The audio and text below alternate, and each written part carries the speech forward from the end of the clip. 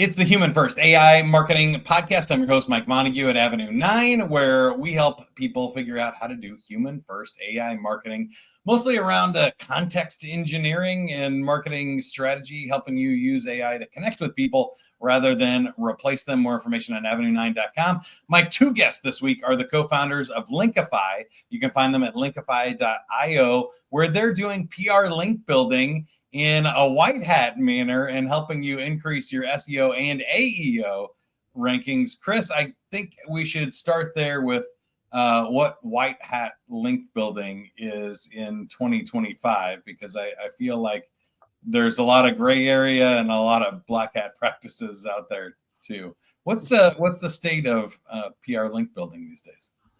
Yeah, good. Thanks for having us, Mike. So Google essentially frowns on any form of link building as per its public literature. How much of that you believe is up to you, but it says you shouldn't try and gain its algorithm in any way by buying links, trading for links, or all of that sort of stuff. Whereas digital PR is a natural activity which can result in a backlink. So John Mueller has even said it's sort of the only thing that you should do to get links. It's you're not paying for anything. There's no exchange of anything other than engaging with journalists and the media in order to get coverage for yourself, for your brand. And if it results in a link, then that's great for all of the like SEO benefits and LLMO benefits. But you're not actually doing anything that's against their terms of service.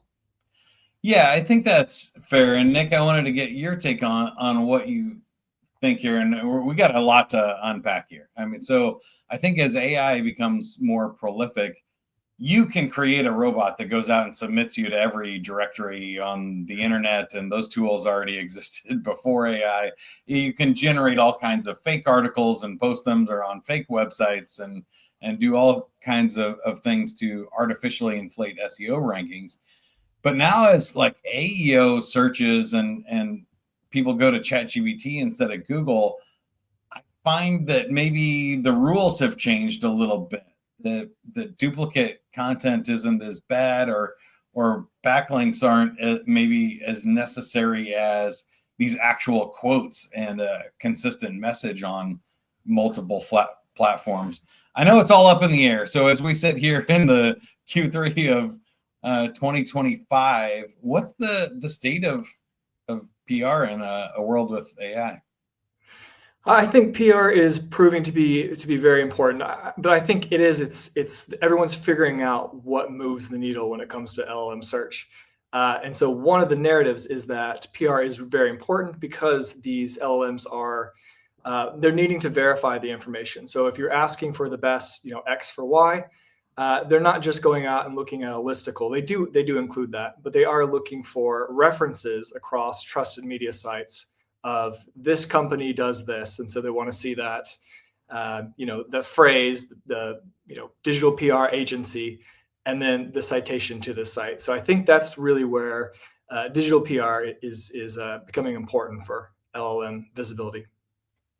And Chris, I want to give you a swing at this one too, because I find it fascinating that, Google made famous the 10 blue links. And if you're trying to link the top 10 things, you need 10 different things to list there. You don't like duplicate content and be like, oh, there's 10 links to 10 pages that all have the exact same blog post or exact same top 10 list. You want unique, credible sources that are different and have some options for people to pick from.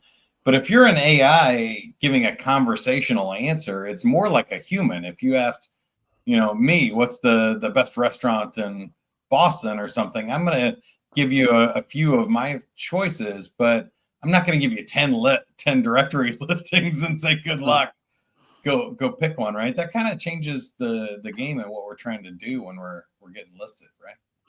Yeah, I think for us as an agency, it's been we've been fortunate that we took this very white hat earned media approach, and that it naturally lends itself to building a brand. So SEO is very established. 10 blue links. We know that links move the needle. We know that white hat earned media links are extremely powerful and safe. So it's a safe bet for your SEO.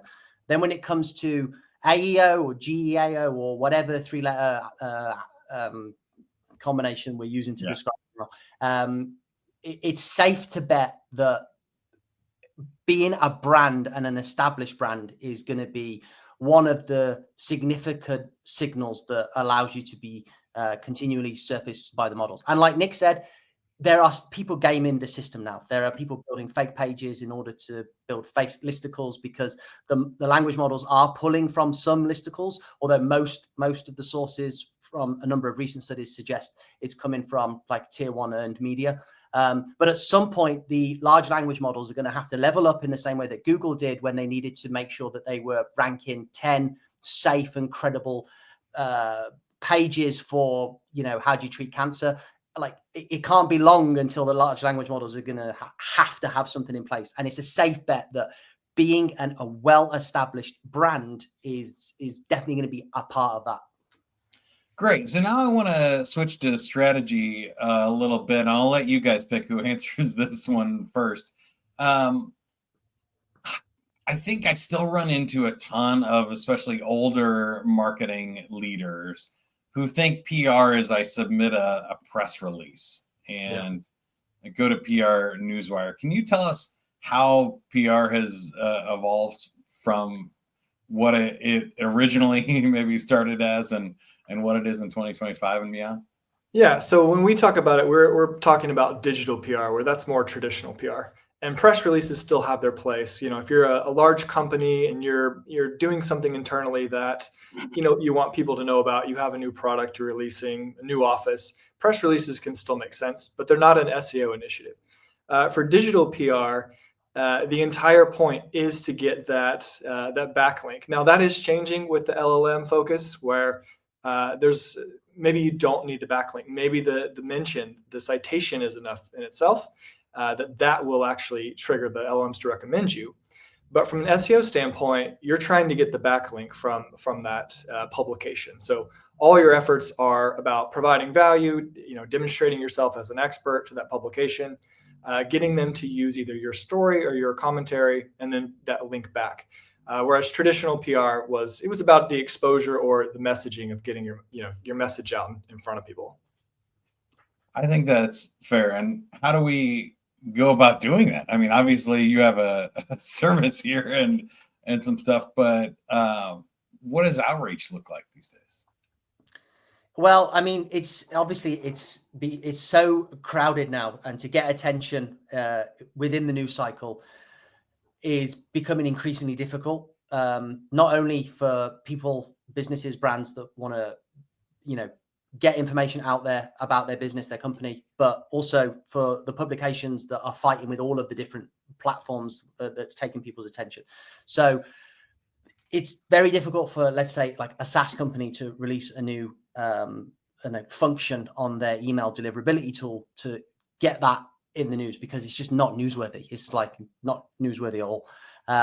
It's easier for larger brands, and then larger brands, obviously they'll do interesting creative things, maybe like pop-up shops or fun runs, these sorts of like initiatives, or it will be genuinely newsworthy if it's like, OpenAI launches something magnificent.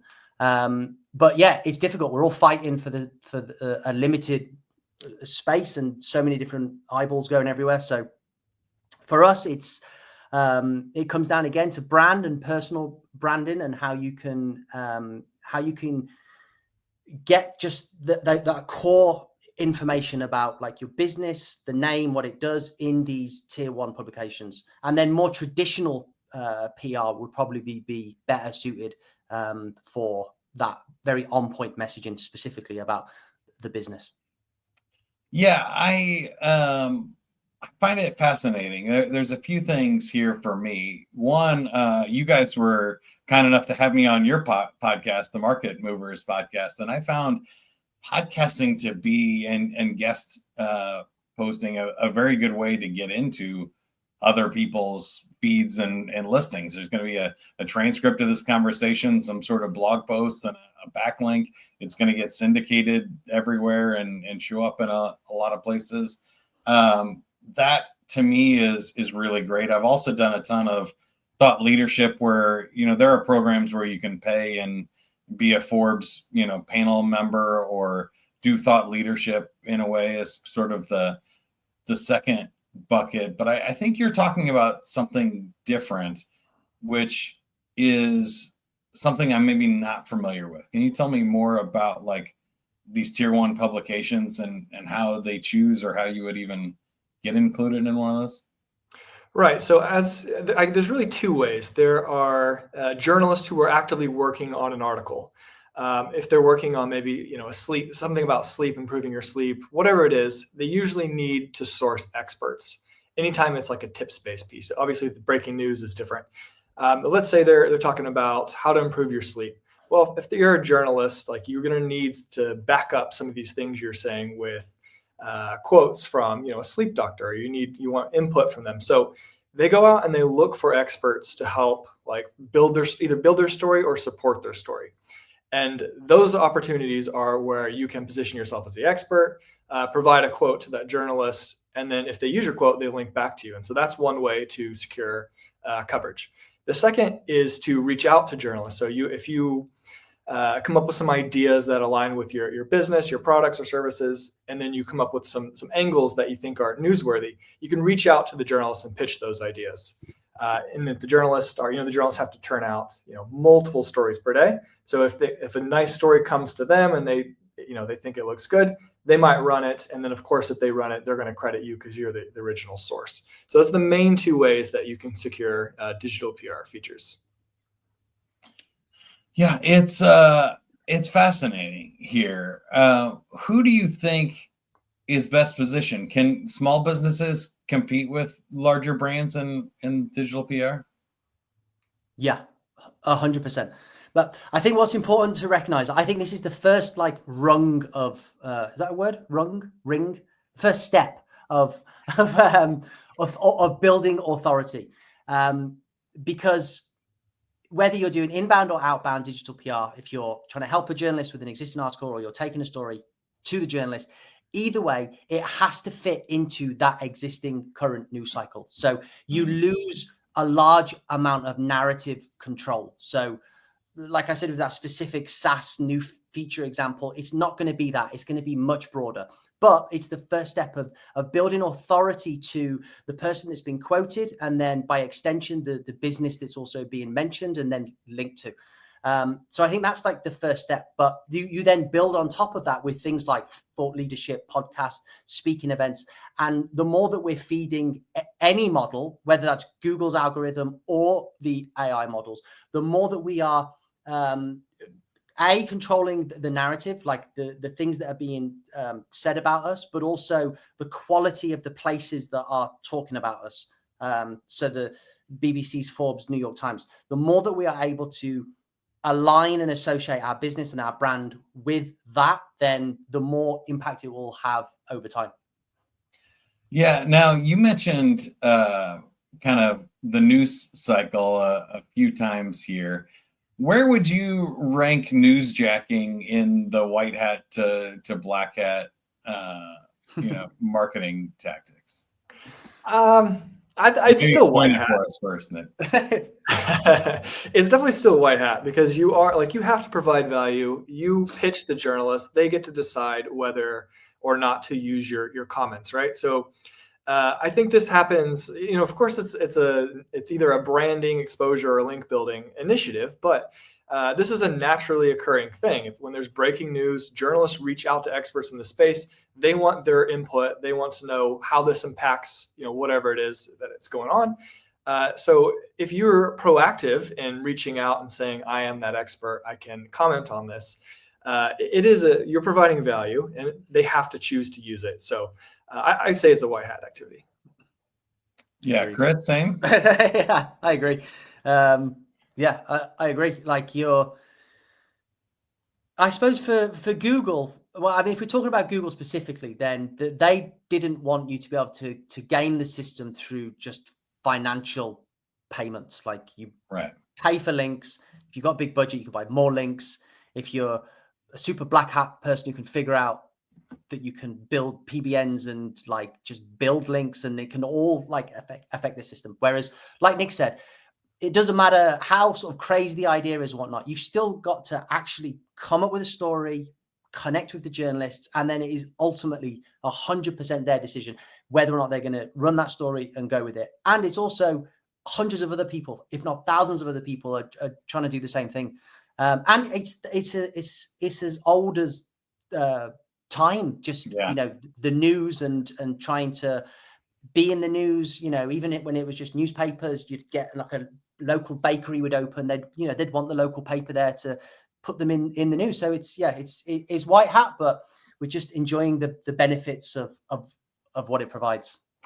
Yeah, I think that's fair. Maybe I shouldn't have put it in the frame of white hat or black hat, because I think there are maybe different tactics. And I've been a fan of guerrilla marketing and bootstrap tactics for small businesses for a long time. I do think maybe there's more evergreen content than a newsjacking cycle, or I guess what I don't like about it is when like something happens like the did you guys see the Coldplay concert thing? Yeah, everybody's seen it, right? And you go, well, if I'm whatever brand, I think it's a little, I don't know, just slimy to jump on this and be like, oh, okay, I'm going to try to come up with some sort of story.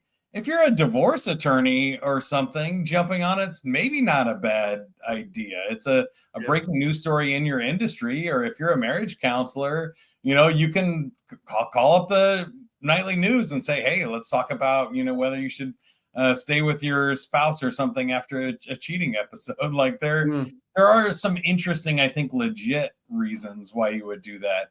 And then, you know, there's baseball teams that have kiss cams and stuff, and they're putting their mascot, you know, with their arms around somebody. And that to me feels like a relevant and funny joke and kind of on brand for them. But then there's a lot of stuff that I guess you just have to decide, is that off brand for you, or is your brand to constantly try and chase memes and fleeting stories rather than create this consistent voice message and brand and reach out when it's appropriate. Is that fair, Nick?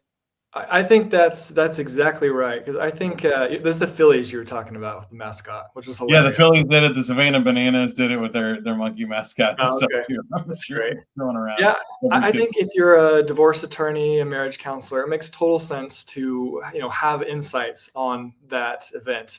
If you're not, I think it's just kind of cringy, and I think that's a problem with the industry right now. Is that Chris just posted something about this today, about how many companies are running with just completely irrelevant stories that make no sense for their business. And that's an example. There were multiple campaigns that went out commenting on that from businesses that just, you know, had no relevant tie to it. So I think that's important to make sure that you don't take it so far to react to anything that's trending in the news. That if you're trying to build your profile, and this goes beyond just an SEO focus. This is, I think, building your brand focus, which SEO is a part of. If you're not a marriage counselor, then you probably shouldn't react to that. You should figure out, I'm an expert in this area, and you should stick to those areas, because long term, I think you'll do more harm than good reaching out with completely irrelevant topics. Yeah, and Chris, we talked about it a little bit before we hit record, but I think good branding is going to become more and more important as we look into the future, because whether it's for SEO and trying to get ranked for a keyword and showing up repeatedly in links and stuff, or AEO, I think learns more like humans, and it wants a brand, and it wants to understand what you stand for, what you do, and so it can, you know, answer questions about you and your business or industry on a regular basis. Or it's just human buyers. We need to repeat and remind them who we are and what we do. It seems like really good marketing, consistent branding is gonna be the way of the future still. Do you have any tips or suggestions on that, or what you're seeing?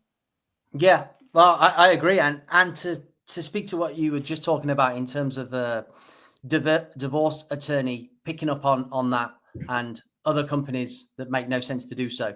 Like, I think that would boil down to like either how good is their in-house PR or the PR agency that they're working with, because that could be handled in a really, really, really nice, valuable way. You know, there are going to be people out there that are either getting divorced or they've been in a position where they're, you know, it's sparked something. There's a real value give, and a really good divorce attorney firm that can position that story in a really valuable and useful way, that's really good PR. And I think having that consistent messaging as well, where it makes sense. Like, these two people were illicitly watching a concert when they were both married, I think. So, you know, there's a real sort of, that's, you know, is it grounds for divorce for her? Like, there's questions straight off the bat. And if that company, that, you know, this hypothetical divorce attorney firm is going to put information out in the ether that's really, really valuable, and that's what they're doing continually, then that's really, really good. It's really good messaging and it's consistent. If a cosmetic surgeon clinic released a story and said, or, you know, maybe, I don't know, just something completely irrelevant, then it's not good. And I actually think it would be damaging as well to the company over time. And they're getting stupid as well, some of these connections and stuff that brands are doing, that it actually shines the company in a bad light, I think. So yeah, I think it's important to really stay on brand. Like, you can get fun and cheeky and stuff and creative as long as it makes sense and is tasteful, and it's keeps everything looking the way it should. Yeah, I think obviously when you look at some of the PR disasters of the last few years, it's when brands have reached too far outside of their swing zone, like Bud Light or others, where it's like, this tie-in doesn't make sense. The story, you shouldn't be commenting on this. We don't care what Coca-Cola's take on something is, right. And I think that is the same thing you're talking about there, which is we need to stay aligned with who we are and what we're trying to do and what our audience is looking to us for in order to do that.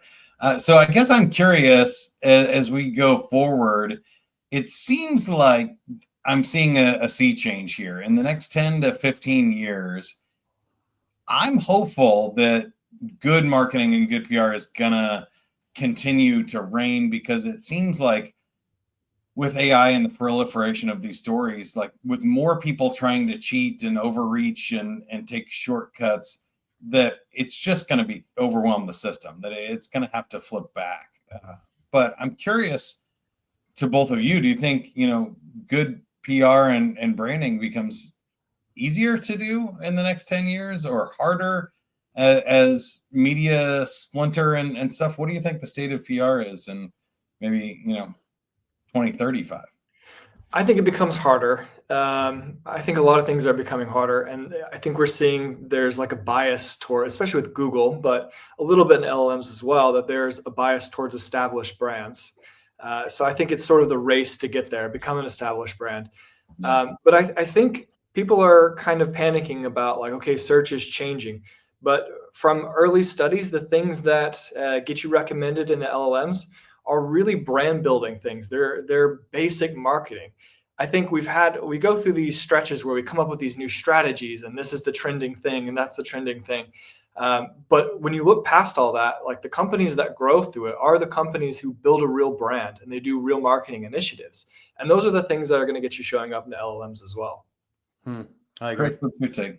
Yeah, I agree, and I think it's going to be harder but I also think that brands that like build their specific audiences and then market to those audiences and have those audience grow with their brand, which is many of the companies that we all love, like young companies that have come good and done really well. They do these great, like you said, guerrilla marketing and stuff. So, but I also, I think it is going to be a race to become a brand as well. But also as well, I have no idea, because I mean, we had a conversation when you were on our podcast, what was it, a few months ago, and everything's changed since then. So who knows? Yeah, I find it most fascinating that maybe those trusted brands you're talking about, our news sources, aren't going to be so trusted anymore. And we've seen that trend really, continuing to pick up speed. But if there's no writers at the Washington Post and they're using AI generated stuff, I don't know what happens. If if younger and younger people and Gen Z and Alpha are getting more answers from Reddit than they are from the New York Post, what does that mean God for help PR? us. I'm not sure. I mean, I think there might be more of a shift towards that, but I just see these major publications, major news networks staying relevant in some capacity. Yeah, I think a lot of the mistrust outside of the political aspects, because there's always going to be political mistrust. A lot of it has been a lot of these news organizations, they strayed too far. They were putting out loads of affiliate articles. They just got into affiliate SEO, and they did a lot of things that made people lose trust. But I think that's sort of a separate element from their news side of things. The news side of things is like, you're not going to go to Reddit if you want to like read what's going on in the world. Maybe you would if it's a very, if you're digging into a very specific topic, but you don't, not, I think most people are going to go to CNN or whatever their news source is. So there's always going to be that element, in my opinion. Yeah, I think it's going to be interesting how it shakes out, because I'm not sold. I think it will always be there, or at least it'll be a slow death. But I came from the radio world, and it happened in radio real fast. Internet and podcasts took over, and satellite radio and all the other streams took over pretty quick within a decade. And now when I ask young people, ask them to name a local DJ on the radio, and unless they're listening to like sports talk or something, they really can't anymore. So I find but that wasn't necessary. But that's interesting. But I mean, we've still got the radio, and right. A podcast is still essentially radio. It's just, not everyone's. We didn't ditch listening to people speaking in just speaking, did we? And like the sports coverage in the UK, like especially cricket and golf and stuff, is still huge on the radio. So. Yeah, but I mean, maybe that's where I'm going. I guess is that I think all these strategies stay the same. It's just the sources; those trusted sources might not be CNN. It might be Joe Rogan, or it might be a YouTube channel instead of a news article as we go forward, or a big blog and big newsletter and stuff too. There's a ton of huge AI newsletters that I follow that are more important, I think, for me to be sourced in than a local newspaper or something that wouldn't even be my target audience. And I think if that happens, that it's just a strategy shift. Rather than pitching the news, you're looking more in your industry, which you already should be doing a bit, seeing like who has influence in your industry, trying to get on their radar. I think that's more of just a shift in who you're targeting with your outreach and relationship building. And the last one's a fun one. What sci-fi movie do you think we'll end up in within our lifetimes? If you go at least 30 years out, either what movie do you hope we end up in, or which one do you think is most likely? I can speak to TV more than movie. So I'm a big fan of Foundation, and I think Series 3's just dropped. I haven't started it yet, but could be like that. It's like sort of genetic AI modified leaders that, I don't know if you've seen it or not, but it's nuts. It's really good. I haven't. What's it on? Oh man, it is brilliant. On Apple. Okay. Foundation. And I just watched the trailer before I came on your show for the new Alien TV series, Alien Earth or something. So that looks pretty good. But yeah, my guess would be something pretty like epically futuristic. I don't know. I don't want to say iRobot because I obviously hope that doesn't happen. I feel like I'm hoping that we'll get to the version of like where we all have our own Alfred. We all have like this in-home system, or was it Jarvis from Avengers, where we can talk to someone who can like operate things. I think that's where we're moving, where we all have like this sort of personal assistant. Hopefully that includes a home robot who can do laundry and cook as well. Yeah, I love that. I think Jarvis is definitely one of my examples of the best way to do it. I think Star Trek Next Generation is a decent outcome. Unfortunately, if I had to pick what's most likely, somewhere between like Silo and Minority Report. Silo's good. Yeah, Silo's good. Pretty good one too. All right, we're nerding out too much, so I'll leave you with one chance to talk about Linkifi. It's linkifi.io. It's in the show notes below. You can also check out the Market Movers podcast wherever you're listening or watching to this. Chris, how can you help us? How can we help you? We've got a good cheat sheet. If people want to do this on their own, there's some great opportunities to go and pitch the media. Linkify.io -cheat/ Linkify.io/cheat -sheet. So you can get that for free. Get started on your own. I teach you how to get your first like 3 or 4 big links. And then, yeah, reach out on LinkedIn or X as well. Quite active on X. Nick, thanks for being on the show. Anything you'd add? I think that covers it. Yeah, we're venturing into LLM visibility, so I think stay tuned for that. If you follow us, we'll be releasing some audits for that soon. Yeah, check out my episode on the Market Movers podcast as well. We had a great deep dive discussion on what AI and marketing looks like going forward. And until next time, check out avenue9.com for human first AI marketing, where we can interview your founder, your top salesperson, your best strategic partners or employees, and create context for LLMs and your marketing in a really cool way that wasn't possible just a few years ago. If that sounds interesting to you, or you need help figuring out AI marketing, go to avenue9.com. Until next time, keep going, everybody.